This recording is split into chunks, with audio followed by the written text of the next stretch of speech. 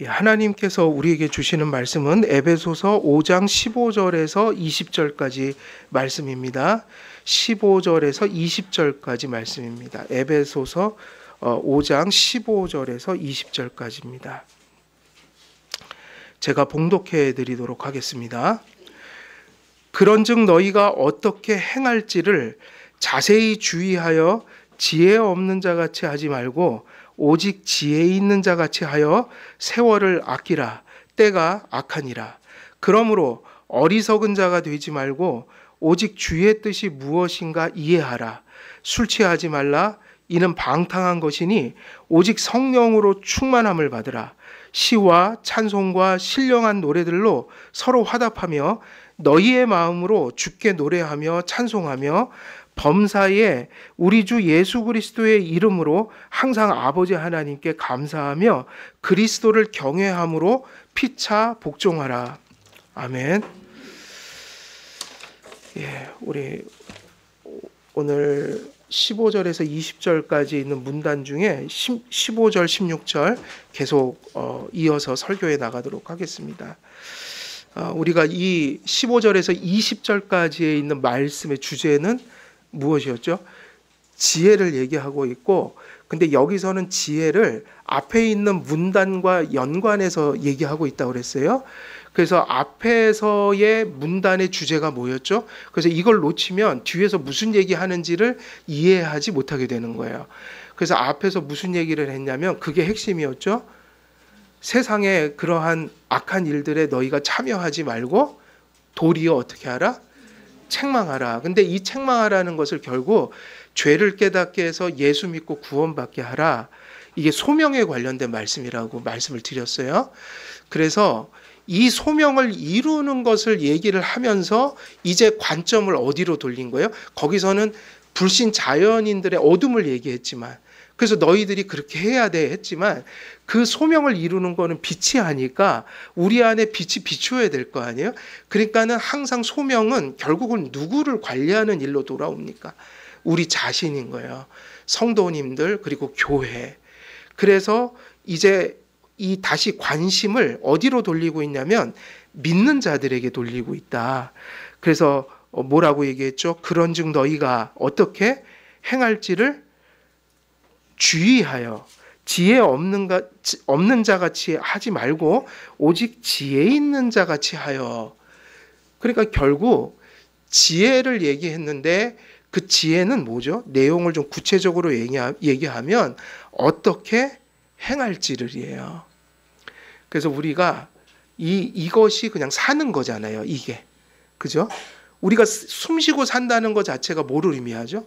어떻게 살아갈 거냐는 과제에 직면해 있는 거예요.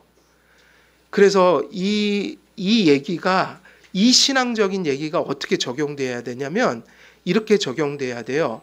우리가 우리 자신으로서 존재할 때 어떻게 행할 것인가, 이거를 모든 상황 속에서 물어야 된다는 거예요. 예를 들면 교회 안에서는 교회 안에서 어떻게 행할 것인가, 그리고 우리는 성도로서만 사는 게 아니라 또 어떤 삶을 산다고 그랬죠? 여러분의 지위가 두 개 있다고 그랬잖아요. 하나는 교회, 하나는 시민이에요. 그러면 이 교회와 시민은 섞이면 되나요? 안 되나요? 안 돼요. 교회는 교회의 원리로 가고 있고, 그래서 교회는 밖에 공권력이 우리를 어떻게 할 수 없는 거예요. 우리는 말씀의 기준에 의해서 움직이는 거지 그 밖에 있는 걸 가지고 하는 게 아니고, 그러나 우리가 시민으로서 살아간다는 건 무엇 아래에 있다는 거예요? 저 세상의 헌법적 가치 안에서 법을 지키면서 그 합법적인 행동을 하면서 가는 거예요.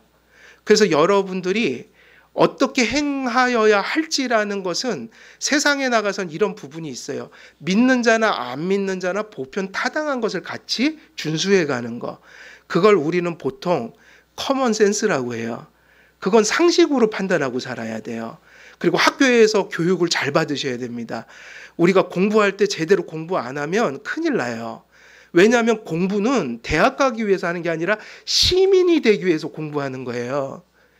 제가 지금까지 주은 엄마나 제가 주은이를 저 고생하면서 고등학교까지 왜 보냈냐? 대학교, 대학원 가라고 한 게 아니라 시민으로서 살아가라고 학교를 보낸 거라고요. 하나님은 그 목적으로 세상에 교육 제도를 두신 거예요. 그런데 중요한 얘기입니다. 그러니까 여러분도 세상에 나가서는 상식과 법과 보편 가치를 잘 아셔야 돼요. 그러나 우리는 누구죠? 그 존재가 빛이잖아요. 우리는 보편 가치에 머물러 있을 수는 없어요. 세상 사람들은 보편 가치를 어떻게 쫓아가냐면 하나님 없이 쫓아갑니다. 근데 우리는 그 보편 가치 위에 누구의 법이 있는 사람들이에요? 그래서 잡혀가더라도 하나님 말씀 어긋난 걸 하면 안 돼요. 이해되십니까? 세상법 잘 지키고 커먼센스도 지키는데 그것조차도 말씀과 부딪힐 때는 우리는 감옥 가더라도 하나님 말씀을 선택해야 되는 거예요. 그래서 우리의 양심은 성경, 말씀밖에는 지배할 수 없어요. 세상법은 우리의 양심을 지배할 수 없다고 해놨다고요. 그건 덕을 위해서 지키는 거예요. 하나님이 세상의 법을 따라서 너희가 살아야 되라는 하나님의 명령이 있어서 그걸 따르는 거지 세상법이 우리의 양심을 지배할 수는 없어요. 우리는 언제나 단 한 분만이 우리 양심을 지배할 수 있어요. 그래서 세상법이 가다가도 하나님의 말씀과 부딪히면 뭐를 따라야 돼요? 그래서 순교가 일어난 거라고요. 기독교인들은 범법자들이 아니었어요. 그 시대에 누구보다도 그 군주들에게 순종하면서 살던 사람들이에요. 근데 신앙을 건들면 그들은 죽었다고요. 이거 분명히 잘 인식하고 가셔야 돼요. 그러면 이게 무슨 얘기냐? 이런 토대에서 얘기를 드린다면 이 말씀은 어떻게 적용할 수 있어요? 어떻게 행할지를 자세히 주의하라고 그랬죠. 교회에서 어떻게 행할지. 그리고 우리가 사회로 나가서 직장과 가정과 이 모든 이 복잡하고 이 혼란스러운 것들 속에서 주의 말씀에 비추어 보면 우리에게 하나님이 어떻게 행할지를 말씀하셨는지를 반드시 어떻게 하라? 주의하여 보라. 그래서 우리는 항상 하나님의 말씀을 우리의 관점에 그 전제를 두고 살아가야 돼요. 이게 쉬워요? 어려워요? 어렵죠? 어려우니까 어떻게 살아야 합니까? 말씀을 똑바로 배워야 합니다. 교회는 그것 때문에 세우신 거예요. 그래서 우리가 모든 일들 속에서 물어야 합니다. 하나님, 어떻게 행하여야 합니까? 세상적인 사상도 아니에요. 이것은 어떤 우리의 감정이 돼서도 안 돼요.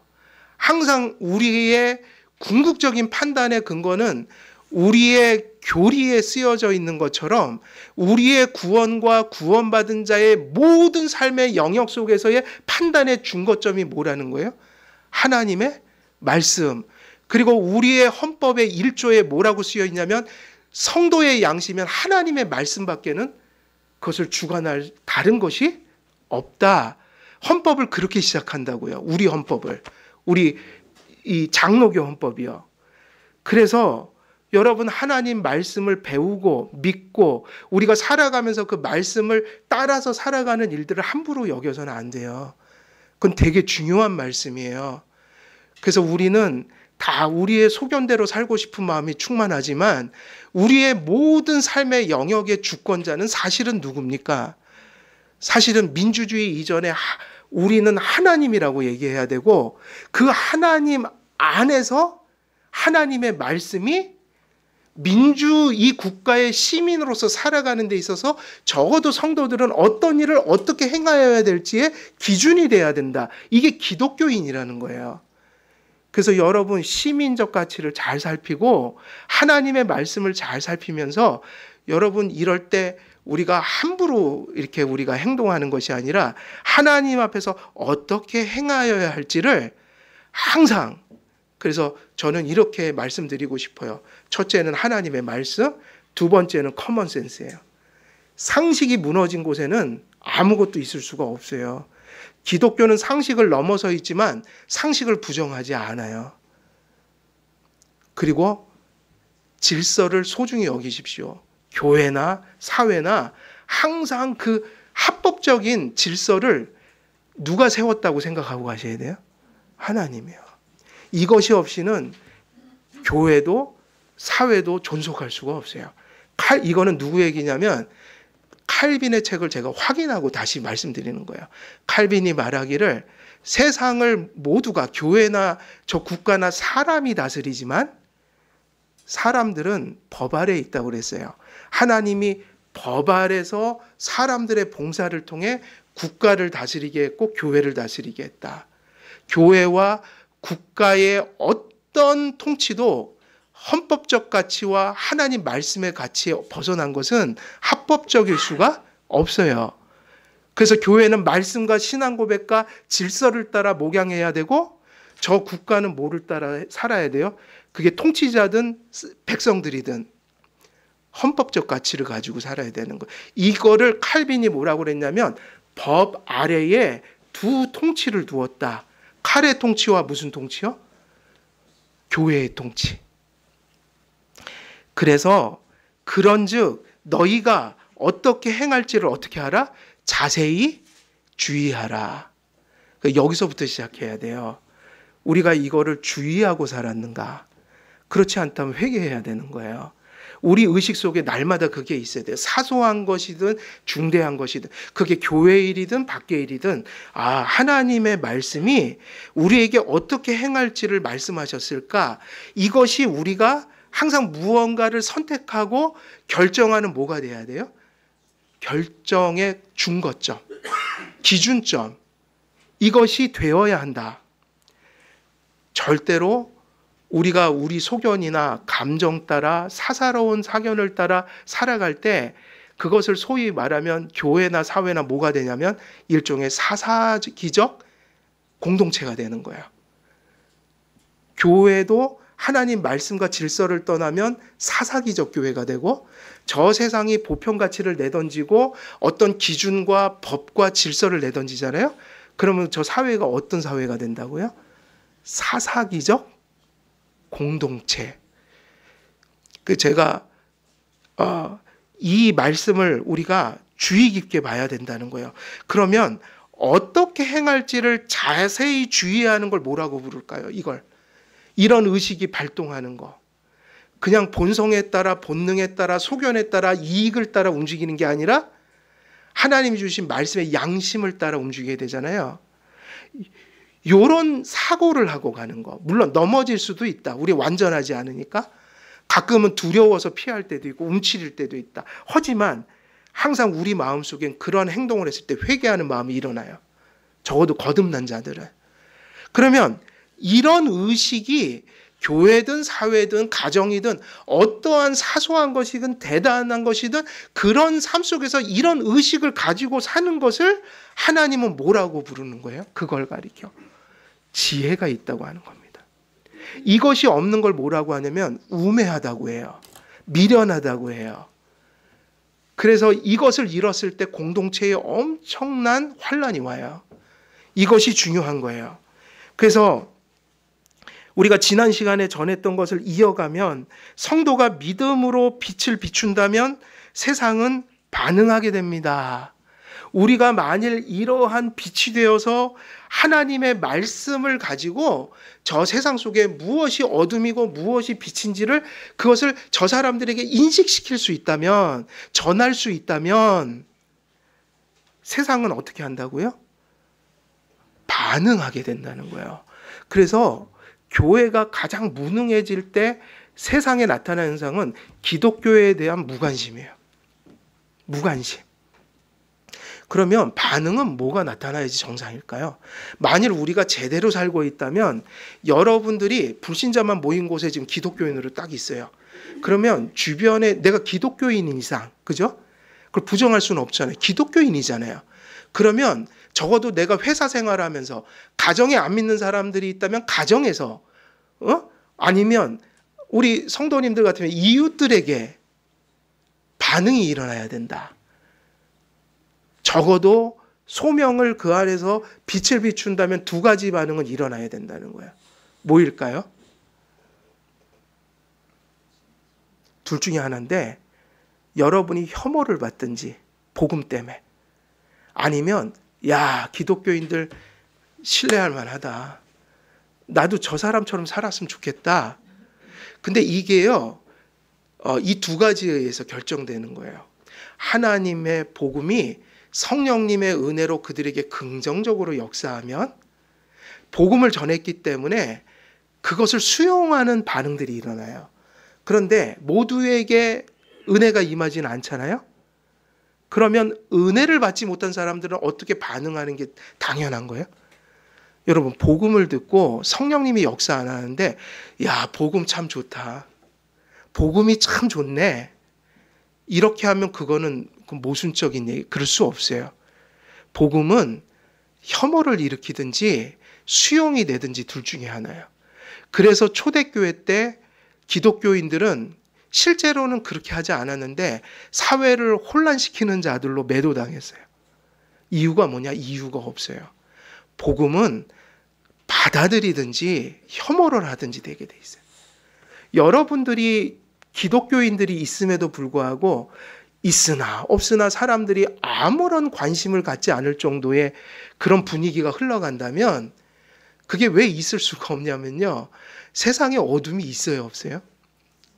기독교인들이 그 어둠을 벗어나서 제대로 살았다면 그 사람들의 신기를 불편하게 할 수밖에 없어요. 제가 그걸 뼈저리게 느낀 곳이 군대예요. 저는 어떻게 해서든지 교회도 가야 되고 내가 신학생이기 때문에 모든 소대원, 부대원들의 관심이 저 자식은 신학생이야 이러고 있는 거예요. 장난을 쳐도 그냥 치지 않아요. 뭔가 그걸 건드는 장난이죠. 와서 목탁 치고 술만 먹으면 가져와서 야 신학생 한잔 해보지. 술 먹는 거 둘째 치고 그걸 먹어서 안 되잖아요. 제가 그 앞에서. 그게 죄든 아니든. 그 사람들이 그거를 경건을 판단하는 시험대로 올렸기 때문에 저는 그걸 먹을 수가 없어요. 그래서 중대장이 준 거를 제가 거부했다고요.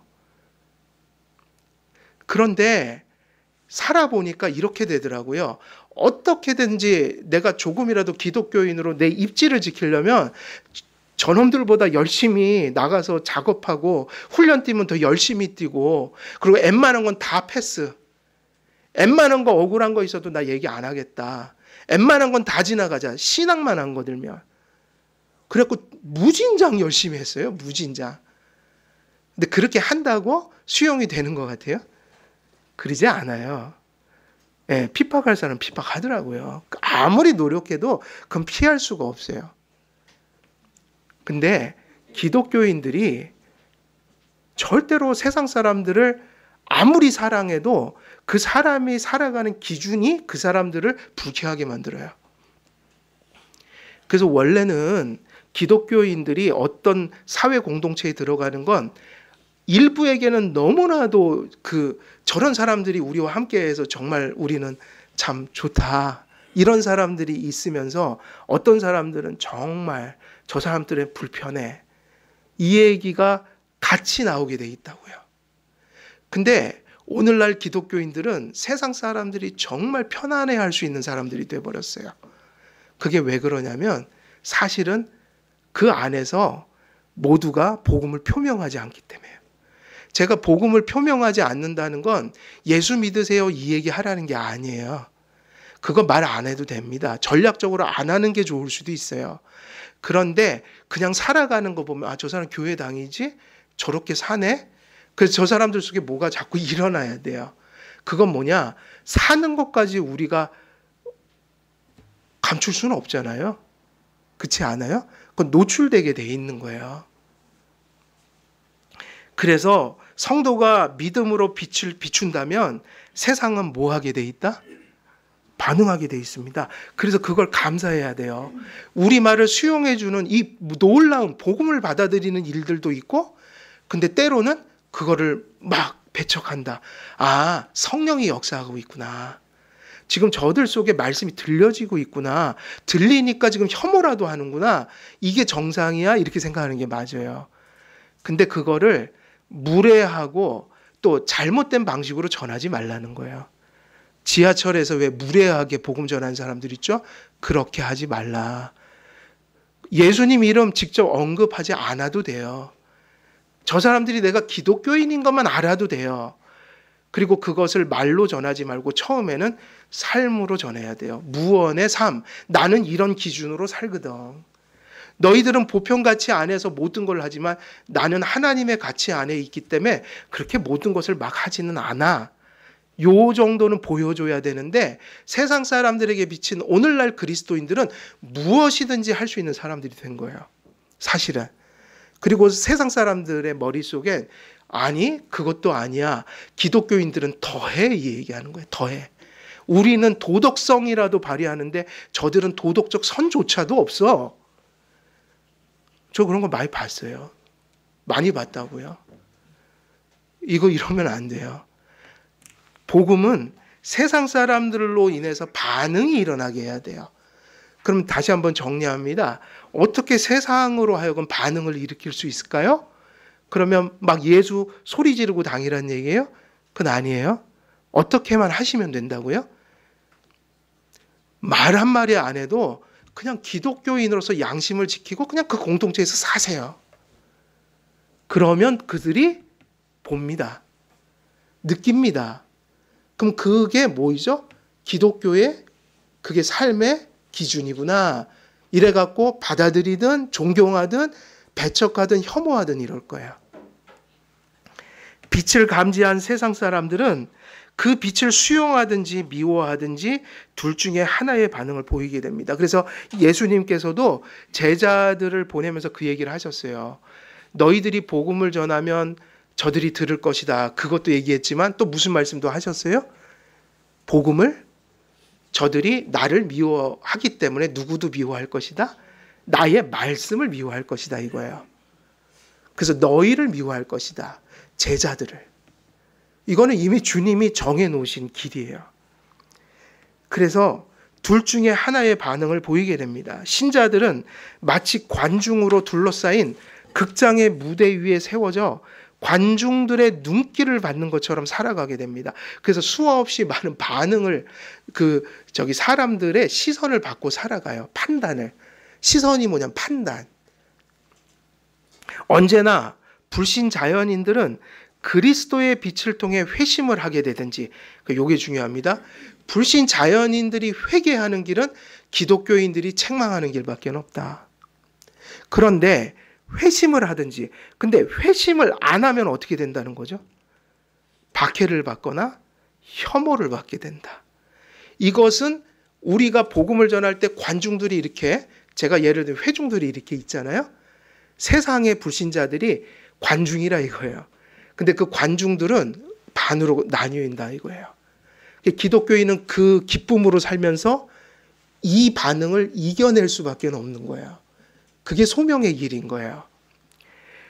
그리스도인들과 교회는 늘 세상의 이목을 끌었어요. 그래서 끌었어요. 항상 기독교인들이 누구의 이목을 끌었다고요? 세상 사람들의 이목을 집중시켰어요. 그래서 성도들은 그들의 빛으로 인해 칭찬을 받든지 미움을 받든지 성도라는 이유로, 교회라는 이유로 세상으로부터 주목을 받고 있다는 사실을 결코 잊어서는 안 됩니다. 그러면 오늘날 우리가 물어야 돼요.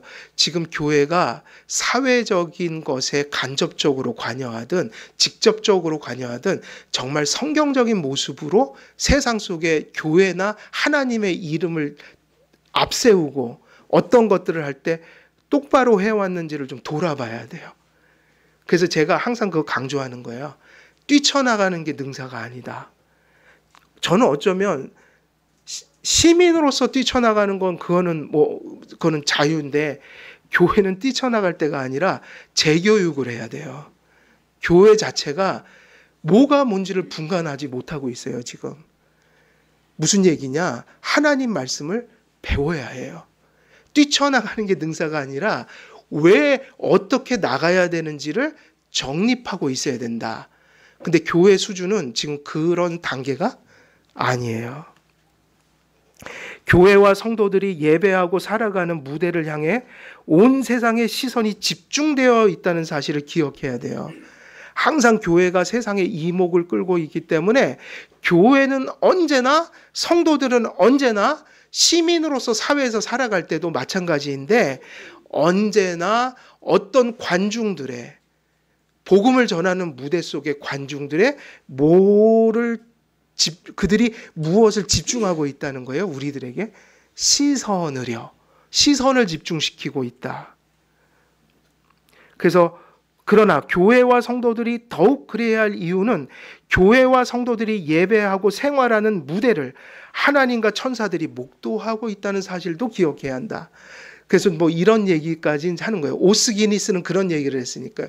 제가 지금 세상 사람들을 관중이라고 비유를 했잖아요. 근데 다른 비유도 할 수 있어요.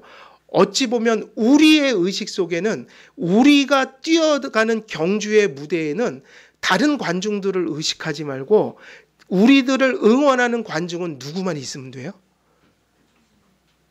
하나님과 천사들이에요. 더 엄밀히 말하면 오스기니스가 말했던 얘기는 이 얘기예요. 우리가 경주할 때 우리를 응원할 관중은 한 분으로 충분하다고 그랬어요. 누가 우리를 응원하시면 돼요? 하나님이요. 외롭지 않습니다. 고독하지 않습니다. 옳은 길을 가다가 힘들어져도 우리가 외롭지 않고 지치지 않는 건 수천만의 관중이 다 필요 없다는 얘기예요. 모두가 응원해줘도 하나님이 등 돌리면 그건 끝장난 경주예요. 항상 우리가 주시하십시오. 우리가 막 열심히 지금 다들 그게 어떤 영역이든 다들 나름대로 고난도 있고 힘들기도 하고 지치기도 하며 다 지금 경주를 가고 있는데 우리가 달려갈 때 뭘 바라보고 가느냐? 수천만의 관중을 필요로 합니까? 그렇지 않아요. 우리가 뛰어가고 있는 경주장의 관중은 누구이면 돼요? 하나님 한 분만 응원하고 계신 걸 보면 우리는 그냥 달려가면 됩니다. 이게 중요하다. 그래서 세상에서 소명을 따라 사는 예배와 생활이 고단할 수도 있지만 우리는 관중석을 향해 오로지 하나님을 바라보며 살아가야 합니다. 여러분 운동회 때요. 제가 어렸을 때 운동회를 하는데 이렇게 뭐 막 하잖아요.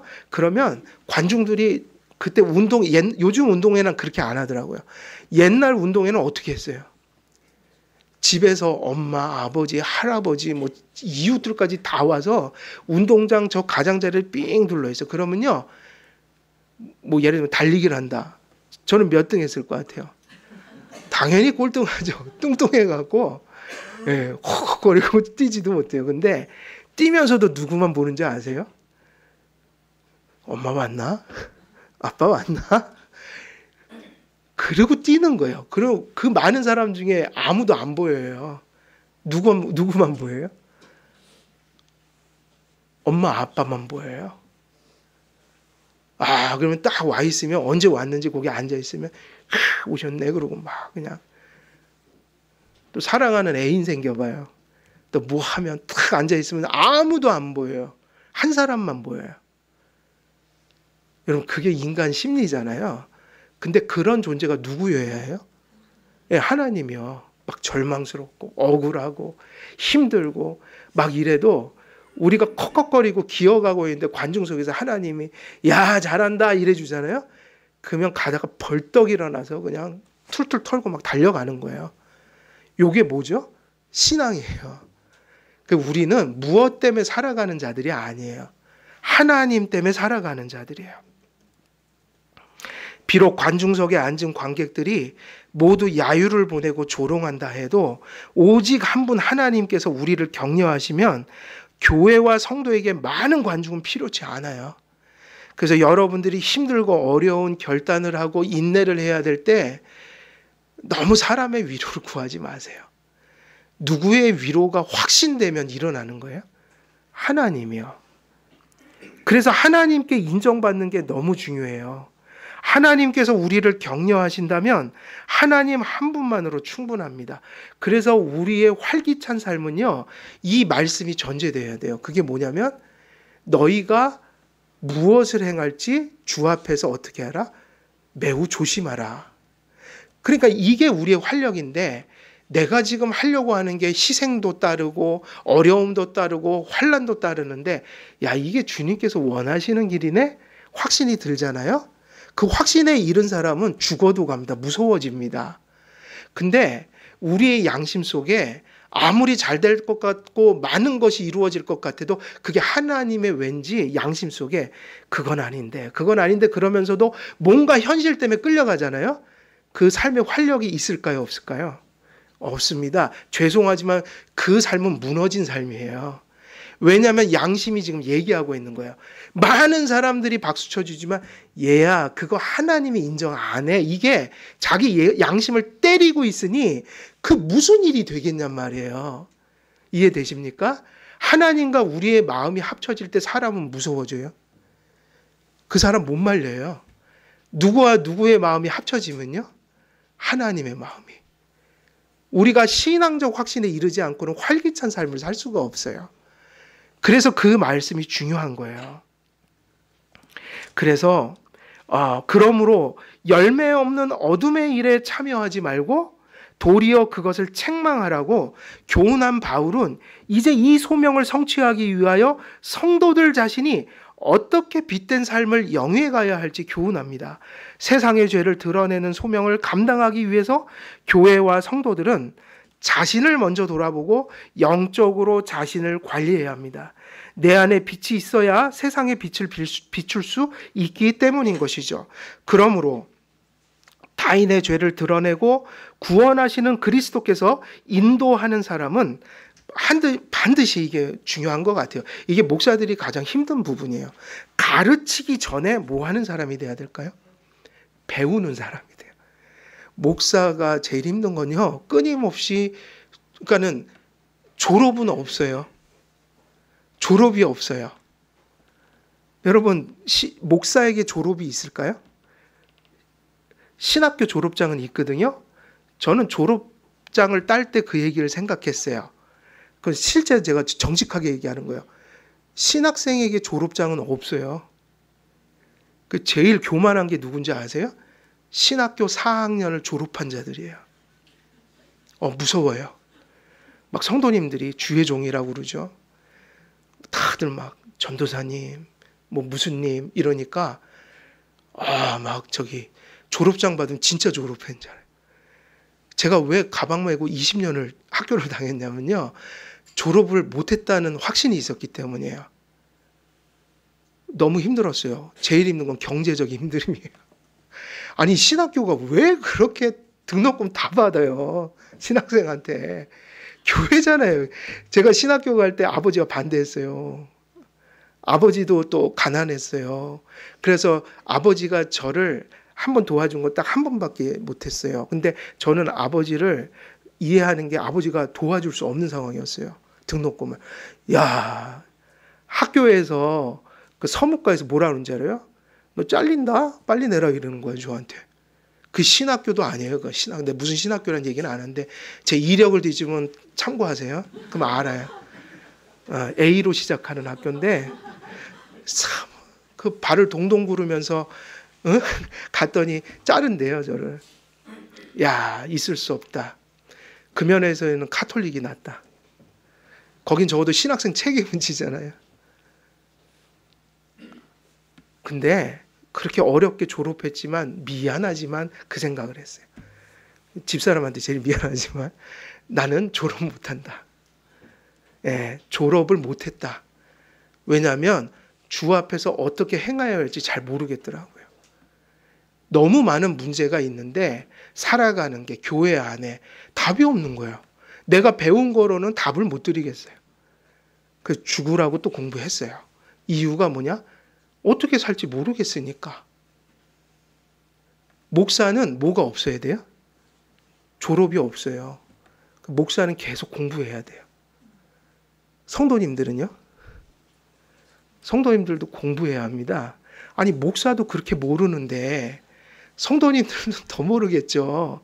죄송합니다. 이거는 교만해서 하는 얘기 아니에요. 사실이잖아요. 그래서 목사를 세운 건데 목사는 이 단에서 내려올 때까지 계속 공부해야 되고 단에서 내려와서 이제 예를 들면 은퇴하고 하나님 나라 갈 때까지 또 공부해야 돼요. 왜 그런지 아세요? 천국 갈 때까지는 안심하면 안 돼요. 계속 하나님 말씀 배워야 돼요. 바울은 지혜를 가지라고 권합니다.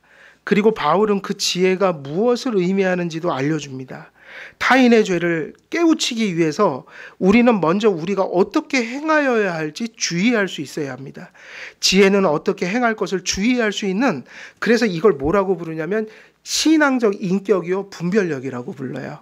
그러니까 지혜 있다는 것은 이게 이렇게 해석이 돼야 돼요. 뭘 많이 안다가 아니에요. 어떻게 해석돼야지 맞죠? 지혜가 있다. 신앙 인격이 되었다는 얘기예요. 완전하지는 않지만 성숙해 가고 있다. 그리고 그런 성숙한 신앙 인격 속에만 뭐가 있는 거예요? 분별력. 분별력이요. 바울은 지혜를 그래서 무슨 의미로 사용했을까요? 그러는 거예요. 무슨 의미냐면 실천적 의미.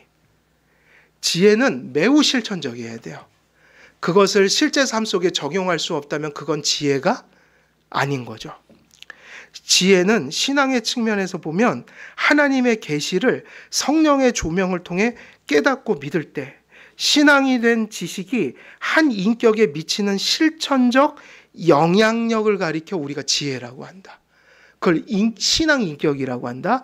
그것을 분별력이라고 얘기한다. 말씀의 지식이 신앙에 이를 때 그 진리 인식이 누군가를 그렇게 생각하게 만들고 또 말하게 만들고 행하게 만드는 거예요. 그러니까 그 사람의 지혜의 한계는 어디에 다 묻어 나오는 거예요? 그 사람의 생각. 근데 그 생각이 이렇게 노출이 되죠. 생각을 숨길 수는 없어요. 아무리 감춰도 나와요. 그러면 그 생각이 지혜라면 그 생각이 무엇으로 묻어 나올까요? 그걸 우리는 말이라고 하죠. 그리고 그 말이 뭐로 바뀌어요? 실제로? 행동. 그래서 언행이죠. 그 사람의 생각과 언행. 이게 뭐냐면 그 사람의 지혜의 그 한계인 거예요.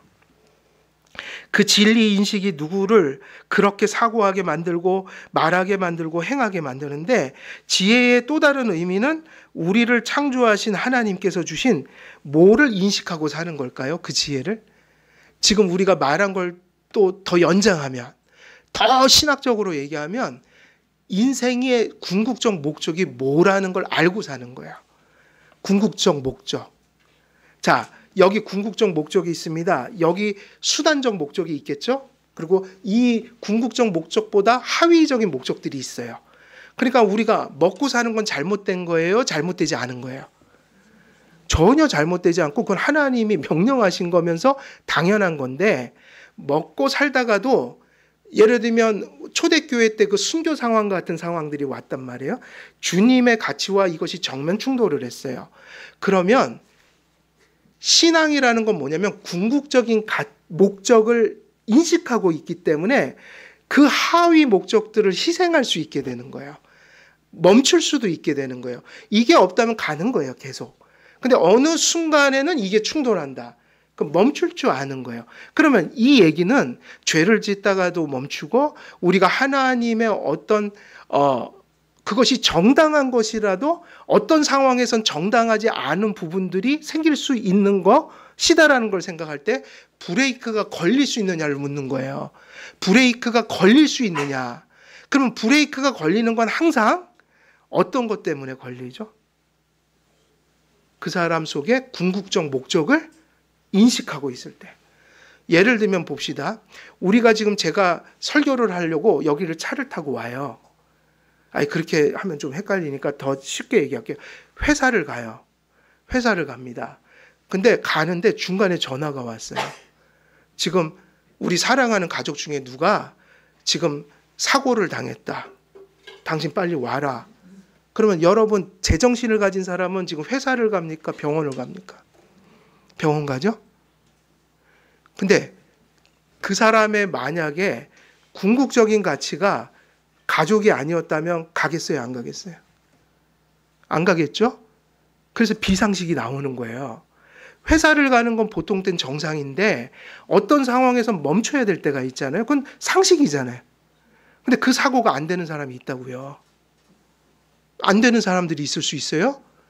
그게 뭐냐면 신앙에 대입하면 우리는 그렇게 살 때가 많다는 거예요. 궁극적인 목적을 가졌다면, 인식했다면 평소에는 가다가도 그게 죄든 아니든 끼익 하고 멈춰요. 근데 왜 안 멈출까요? 라고 물으면 뭐가 없어서인 거예요?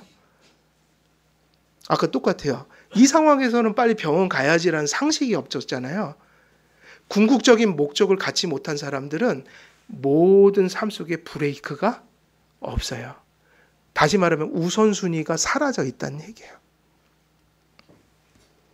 그래서 지혜는 우리가 또 어떻게 얘기할 수 있냐면 하나님 앞에 인생의 궁극적인 목적을 인식하고 사는 것이다.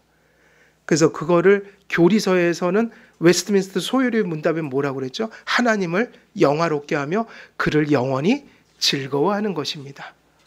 이게 너무 많이 알려져 있는데 사실은 우리가 이걸 잘 순종을 못한다고요. 누리지도 못하고. 그 다음에 뭐를 알아야 될까요? 목적을 알아요. 그 다음에 뭐를 알아야 될까요?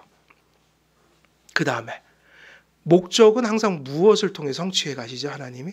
수단이잖아요. 과정이잖아요.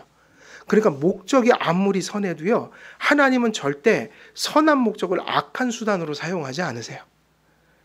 그러면은 지혜 있는 성도들은 뭐를 알고 산다는 걸까요? 궁극적인 목적을 알아요. 그런데 모두 알죠?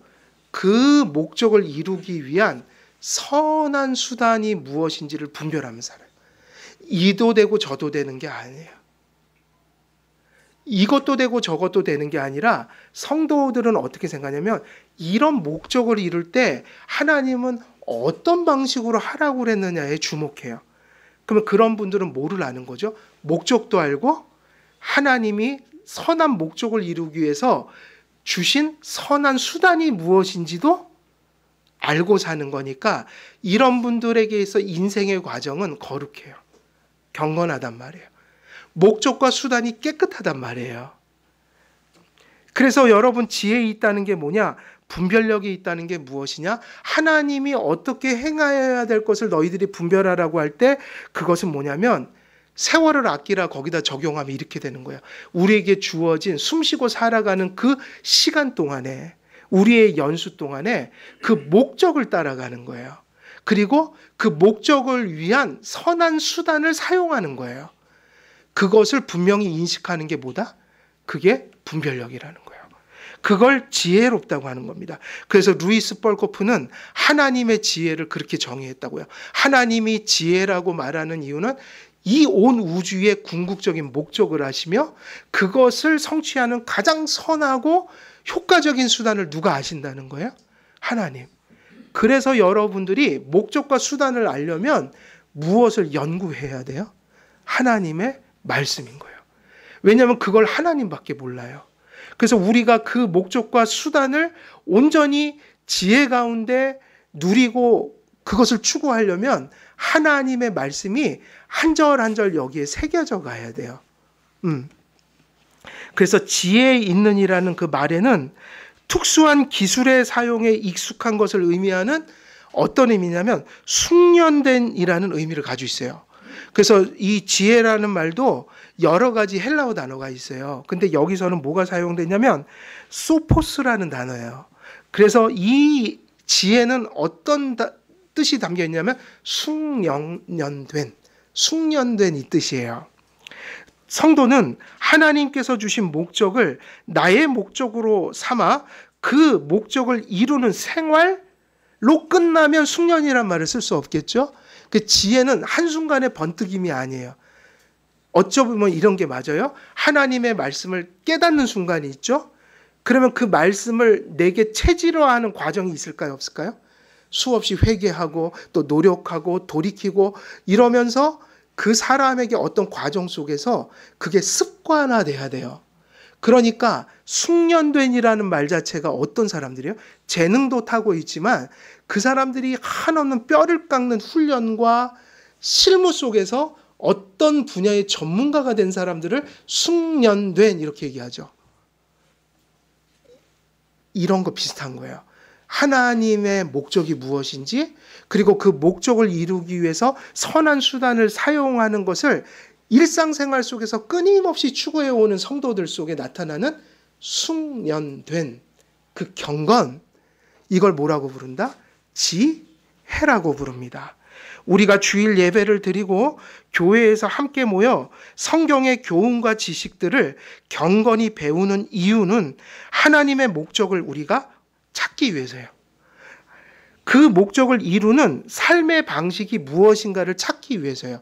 그래서 요거 잘 분별하셔야 돼요. 잠깐 감정에 치우쳐서 번뜩이는 뭐가 아니어야 돼요. 생활이 아니라 숙련된, 그러면 이제 생활에다가 뭐를 붙이게 될까요? 생활 습관이에요. 이렇게 될 때 이걸 생활 방식이라고 그래요. 문화라는 건 다 그렇게 생기는 겁니다. 인생들이 살아가는 삶의 양식을 문화라고 하거든요. 컬처. 그게 뭐냐? 그거는 사회 속에 관습화된 거예요. 체질화된 거라 문화는 벗어버리기 너무 힘들어요. 그래서 배우는 거, 훈련하는 거, 분투하는 과정들이 아주 중요합니다. 성도는 하나님을 영화롭게 하고 그를 영원히 즐거워하는 것이 생의 목적이 되어야 합니다. 그러므로 바울은 성도가 지혜를 갖게 될 때 어떻게 행하여야 할지를 주의하게 된다고 가르칩니다. 그래서 주의하다는 무슨 뜻이냐면 브레포라는 단어는 두 가지 뜻인데 그대로 얘기하면 눈이 그냥 보이는 거 있죠. 시야가. 이게 브레포예요. 보인다라는 뜻도 있는데 이거는 비유적으로 사용되면 도덕적인 걸 판단한다 뭐 이런 거. 그리고 하나님의 뜻을 분별한다 이런 걸 다 담고 있어요. 그러니까 주의하라는 말은 이렇게 표현할 수 있죠. 뭐가 하나님 뜻인가를 정신적으로 영적으로 어떻게 해야지 정상인 거예요? 바라보는 거. 그게 보여야 한다. 우리가 지금 이걸 택할까 저걸 택할까, 내가 지금 생각하는 게 맞나 틀리나, 이렇게 말하는 게 옳을까 그럴까, 저렇게 행하는 게 옳을까, 내가 이런 걸 선택해야 되는가, 이런 모든 것 속에서 하나님의 기준들이 어떻게 되는 게 브레포예요? 보이는 거, 보여야 된다고요. 불 보고 천사 보고 이런 게 보이는 게 아니라 영안이라는 것은 말씀이 인지되는 걸 뜻하는 거예요. 영안이 열렸다는 것은 말씀이 인지되는 거예요. 이걸 뭐라고 그랬냐면 주의하다. 주의하다. 그러니까 이런 것들을 계속 바라보라, 분별하라, 추구하라. 이것 속에 다 들어있는 거예요. 그래서 주의하다라는 말은 육신의 눈으로 무엇인가를 보는 것을 의미하기도 하지만 인지적으로 이해하고 영적으로 인식하는 것을 모두 의미합니다. 하나님께서는 하나님의 말씀을 통해 교회와 성도들을 지도하시고 인도하십니다. 하나님을 모시고 그분의 말씀을 마음에 믿는 성도들에게 무엇이 하나님 앞에 행할 것인지에 대한 분별력이 나타납니다. 그래서 우리가 개혁주의나 은사주의나 다 똑같은 말을 써요. 하나님이 인도해야 돼요 그러거든요. 근데 중요한 게 다 차이가 있어요. 그들은 다이렉트하게 인도한다고 믿어요. 우리는 그렇게 믿지 않아요. 성경을 인식한 것만큼 여러분은 성경의 하나님의 통치 혜택을 받을 수 있어요. 여러분이 왜냐하면 하나님은 말씀을 통해 통치하세요. 여러분이 인도를 받으려면 말씀에 집중하십시오. 우리가 주일에 많은 것을 하지만 주일은 사실은 제일 하나님이 이날을 정하신 가장 큰 이유는요, 말씀을 듣게 하기 위한 거예요. 개혁교회는 말씀이 가장 중요해요. 하나님을 모시고 그분의 말씀을 마음에 믿는 성도들에게 무엇이 하나님 앞에서 행할 것인지에 대한 분별력이 나타납니다. 지혜는 하나님의 말씀을 믿는 마음이며 두렵고 사모하는 마음으로 하나님의 말씀을 신뢰하고 순종하는 태도입니다. 하나님의 말씀과 영으로 충만한 사람은 그들의 예배와 생활 속에서 그들이 취할 것과 버릴 것을 분별합니다. 그들은 이처럼 하나님과 동행하며 하나님의 인도를 받아 인생의 걸음을 한 걸음 한 걸음 걸어갑니다. 지혜로운 자는 하나님께서 은혜로 주신 그 생명으로 깨어있는 지성으로, 여러분 깨어있는 지성이 돼야 돼요. 지성을 배척하면 안 되고요. 지성이 깨어있어야 합니다. 근데 지성이 진짜로 바르게 깨려면 어디 철학 박사가 되는 게 아니라 성령을 받아야 돼요. 그리고 하나님의 말씀이 우리의 지성을 지배해야 돼요.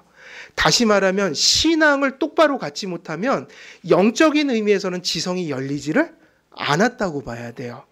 그래서 깨어서 깨어있는 지성으로, 그럼 하나님이 왜 우리 지성을 깨워주실까요? 하나님의 복음과 율법을 읽고 배우면서 우리가 어떻게 행하여야 할지를 인식하고 가게 만드신다. 이것이 바로 그 말의 의미인 거예요. 그래서 지혜로운 사람은 하나님의 말씀 안에서 자신이 무엇을 받아 누리고 있는지, 자신의 의무가 무엇인지, 자신의 영혼의 가치 있는 것이 무엇인지, 그런 것을 살피는 능력들이 인격 속에 나타나게 돼요. 지혜롭지 못한 사람, 곧 영적으로 어리석고 미련한 사람의 특징이 무엇인가? 이 모든 일에 무관심하다는 거예요. 이 모든 것에 무관심하다. 하나님의 말씀을 가지고 내가 어떻게 행하여야 하지 않은 이 간절한 마음 있잖아요. 이것에 무관심할 때 뭐가 사라졌다고 봐야 돼요? 분별력이. 바로 말하면 지혜가. 그리고 무기력하게 돼요. 무기력하게 된다. 아예 살 의지가 없어져요. 인지적인 문제가 아니라 항상 제가 그렇게 말씀하죠. 불신자들에게나 성도에게나 항상 신앙이 잠들면 일어나는 건 완악한 무지가 발동이 된다는 거예요. 완악한 무지는 뭐예요? 단지 모르는 게 아니죠. 거부하는 마음으로 모르는 거예요. 그러니까 무관심해지면서 어떻게 된다고요? 무기력해져요. 하나님 말씀 예배하고 믿음으로 살아가는 것에 있어서 아주 무기력해져 가요. 그게 뭐냐면 죄의 현상인 거예요. 조심성이 없어져요. 뭐가 어떻게 된다고요? 지금 무관심해지고 무기력해지고 그 다음에 어떻게 돼요? 조심성이 없어진다. 무모하게 된다. 어떻게 된다고요? 그렇게 되고 이제 극단에 가면 무모해지죠. 그래서 기도하십시오. 이게 교회의 지도자인 제가 이런 데 빠지지 않게. 제 안에도 뭐가 있을까요? 죄성이 있잖아요. 뭐 사실 이런 얘기 하고 싶지는 않은데 죄성이 있어요.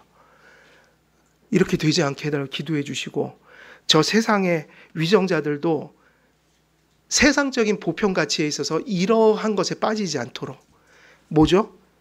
무관심, 무기력, 조심성이 없어지고 무모하게 되는 거. 이게 뭐냐? 파멸의 길이에요. 이렇게 갈 때 파멸이라고 그래요. 개인의 삶도 이것에 들어갈 때 파멸이 되고, 성도가 이러한 시험에 들면은 신앙이 거의 다 산산조각 나요. 죽지는 않겠죠. 하나님이 지켜주시겠죠. 하지만 이 땅에서 누리지 못하는 비극이 일어나요. 복음을 누리지 못한단 말이에요. 믿고 순종함이 없는 인생을 가리켜 바울은 그래서 믿음과 순종으로 환원해서 믿지 못하고 순종하지 못하는 자들을 향해 뭐라고 그랬어요? 지혜가 없는 자들이다. 원어의 의미대로 하면 이런 사람을 뭐라고 하냐면, 이게 원어예요. 그냥 아까 얘기했던 이 원어, 지혜 없는 자, 소포스라고 그랬는데 지혜 없는 자가 뭐냐면 부정어를 붙여서 소포스거든요. 영어도 붙이잖아요. 그런데 이 지혜 없는 자가 헬라어 사전에는 뭐라고 그러냐면 바보라고 그래요. 바보. 바보가 뭐죠? 우리 그러잖아요. 바보의 동의어가 있어요. 우리가 어렸을 때 누구 놀릴 때 이 바보 뭐라고 그러잖아요. 똥개는 아니고 멍충이. 에이 바보 멍충아 그래. 저는 되게 많이 들었어요. 에이 바보 멍충아 그러면 내가 바보 멍충인가 그랬는데 요즘에 보면 제가 약간 바보 멍충이 같아요. 그죠? 죄가 있어서 그래. 죄가. 근데 헬라어 사전은 재미있게도 그렇게 되어 있어요. 지혜 없는 자가 뭐냐면 바보예요. 바보. 바보. 종교적으로, 신앙적으로, 윤리적으로 바보가 되면 안 돼요. 믿는 것이 지혜이고 불신하는 것이 어리석음입니다. 순종하는 것이 지혜이고 불순종하는 것이 어리석다는 걸 늘 깨닫고 살아야 돼요. 믿고 순종하는 곳에 누군가 걸어갈 생명의 길이 펼쳐집니다. 세상에 많은 학문과 꾀를 지닌 사람이 영적으로 보면 미련하고 어리석을 때가 많아요. 세상에 학식도 없고 꾀도 없지만 영적으로 지혜로운 사람들이 많기도 해요. 그러니까 이 얘기는 단지 세상적인 지식이 지혜를 판가름하진 않는, 지혜는 항상 어떤 거냐, 인격적인 것이라는 게 되게 중요해요. 실천적인 것이다. 하나님 앞에 서는 믿는 사람, 순종하는 사람, 곧 하나님의 말씀을 따라 인생길을 걸어가는 사람이 지혜로운 사람이다. 성도들은 세상 사람들을 책망하기 전에 먼저 자신이 절망과 수치와 하나님의 진노로 인도할 수 있는 사상들의 그 지뢰밭을 통과하는 자세로 주의하고 행동해야 돼요. 그러니까 이게 무슨 얘기냐면 우리가 살아가는 이 세상은 지뢰밭이에요. 지뢰밭. 조금 잘못하면 교회에서도 잘못된 판단 내릴 수 있고, 가정에서도 잘못된 판단 내릴 수 있고, 우리의 사회적 영역에서도 우리가 잘못된 판단을 늘 내릴 수 있으니까 지뢰밭을 걸어가듯이 아까 불회포 주의하라. 봐야 될 거 아니에요. 지뢰가 있는지 없는지 들춰보고 길을 보고 잘 가야 한다. 이게 뭔가? 이게 지혜로운 사람이다. 그럼 영적으로 이 일은 어떤 자에게만 가능하냐? 말씀을 인식하고 선한 마음으로 믿음으로 받아들이는 사람 속에 이 일들이 조금이라도 실천될 수 있다는 거예요. 그래서 오늘 말씀은 시간을 여기서 또 맞춰야 되겠는데, 오늘 말씀은 그렇게 정리를 하도록 하겠습니다. 우리가 어떻게 행하여야 할지를 알아야 한다고 할 때, 이것은 우리가 사는 전 삶의 영역을 하나님의 말씀으로 분별하여 우리가 하나님이 기뻐하실 일들을, 그걸 다른 말로 표현하면 하나님 앞에 궁극적인 목적을 인식하고 그 하나님이 주신 목적의 선한 수단을 분별하며 사용하며 그걸 추구하며 하나님이 기뻐하실 일들 가운데 우리 삶을, 예배를 이끌어가는 것. 그럼 이게 어느 영역이냐 그러면 전 삶의 영역인 거예요. 이 일을 위해서 우리가 어떻게 돼야 되냐면 지혜로워져야 한다.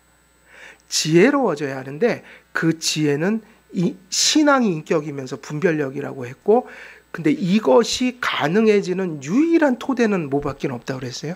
하나님의 말씀을 성령님의 은혜로, 그것이 단지 지식이 아니라 진짜 믿음으로 순종하는 삶으로 수용하는 것. 여기서 하나님의 지혜와 놀라운 축복과 복음을 누리는 삶이, 그리고 본론대로 가면은 이게 소명이라는 것 속에서 나왔으니까 우리가 교회가 누군가에게 복음을 전하려면 우리가 지혜로운 자들이 되지 않고는 한길교회가 절대로 복음을 전할 수 있는 교회가 될 수 없는 것이다. 공교회가 그 일을 감당할 수 없다. 요런 결론을 낼 수 있어요. 우리 한길교회 모든 성도님들은 하나님의 말씀을 믿음과 순종으로 온전히 또 이렇게 추구하고 따라감으로 저 세상에 죽어가고 그 무지몽매한 좌우를 분별하지 못하는 자들에게 생명의 길을 전하고 제시하는 그런 귀한 하나님의 도구로 사용되시기를 우리 주 예수 그리스도의 이름으로 간절히 축원드립니다. 살아계신 하나님 아버지, 말씀을 다 전하였습니다. 전한 말씀들 성령께서 가슴속에 새겨지게 하시고 그 말씀이 사랑하는 성도들 삶에 나타나 주님의 복음을 누리며 또 죽어가는 자들을 주님께 인도할 수 있는 강력하고 주님 앞에 신실한 자녀들로 종들로 세워질 수 있도록 하나님 큰 은혜 베풀어 주옵소서. 감사드리오며 우리 주 예수 그리스도의 이름으로 기도드리옵나이다. 아멘.